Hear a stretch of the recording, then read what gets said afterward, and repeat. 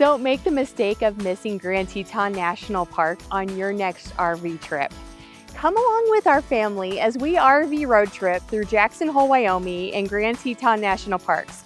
We'll show you all the greatest stops and best things to see and do on your next trip. When you first arrive in Grand Teton National Park, it's always a really great idea to stop by one of the many visitor centers. There's 3 to choose from. That way you can grab your park map and information to start planning your trip. It's also where you can find a ranger schedule and other activities program. And if you have kids with you, it's a great time to pick up a Junior Ranger booklet, which is a fun educational program for kids. Of course, no trip to a national park is complete without taking an epic scenic drive. And Grand Teton National Park has many great ones to choose from. Of course, you can take the park roads 191 and Teton Pass Road to enjoy some amazing pullouts and beautiful scenery. But our family's favorite scenic drive for the Tetons is actually outside of the national park.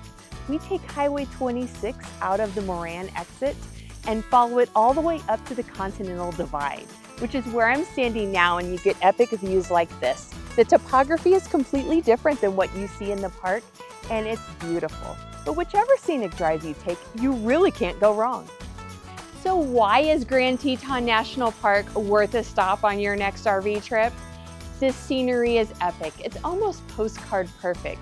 It's not just another mountain range like you may see in other parts of the country. There's a fault line in Jackson, Wyoming that opened up and the mountains literally push straight up from it. What that means is there's not all the foothills that may obscure the view of the mountains below. It's really a unique range and very scenic. You just gotta check it out for yourself. And another reason is it's not as crowded as some of the other national parks like Yellowstone and Glacier. So you can find little places of peace and quiet to really enjoy the scenery for yourself. It's gorgeous and definitely worth a stop on your trip. Of course, you'll want to take the time to get out on the water during your stay, and there's no more beautiful place than Jenny Lake. Here you can take a scenic boat cruise, or you can even rent a private boat or go paddling. And if you're feeling extra adventurous, you could take a whitewater rafting tour on the Snake River.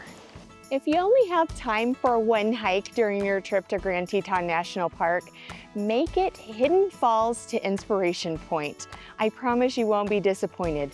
This is about a 6-mile round-trip hike that gives you some of the best scenery in the park. It leaves from right behind Jenny Lake's Visitor Center.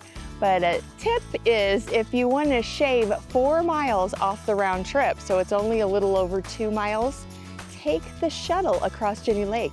Not only is it a beautiful view, but it'll save your hiking shoes for another day.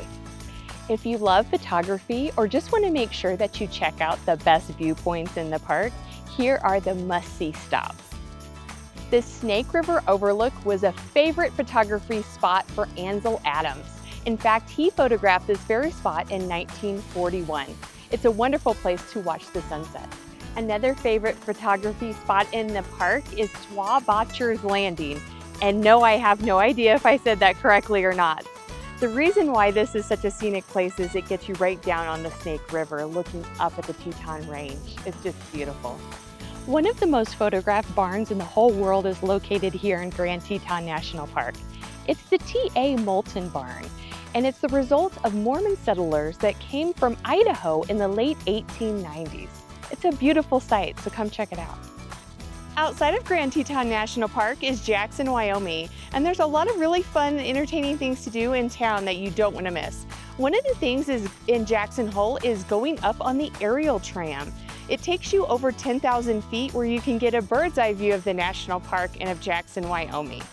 If you do take the aerial tram, make sure to bring a jacket. It was 80 degrees at the base and it's only 60 degrees at the top, and it's crazy windy up here, but it's totally worth it for the beautiful views.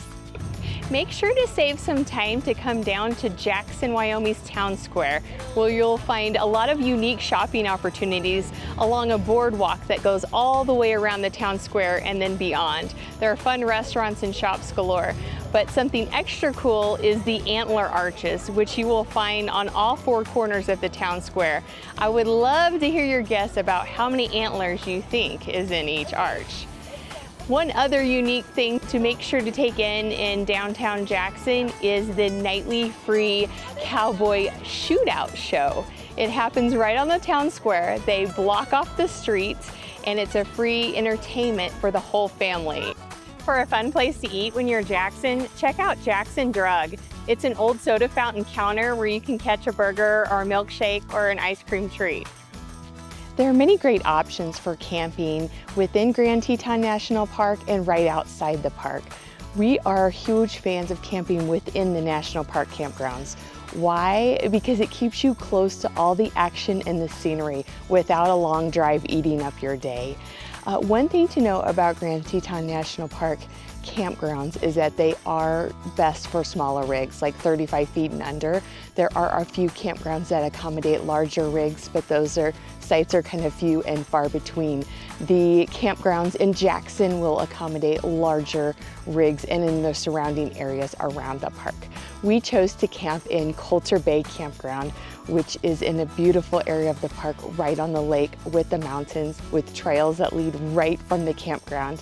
And we actually switched to a Class C, the Sunseeker, just so that we could enjoy camping in the national parks in a more compact size.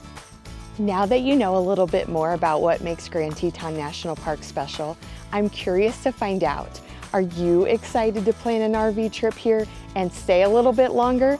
We already can't wait to come back. This is why we RV.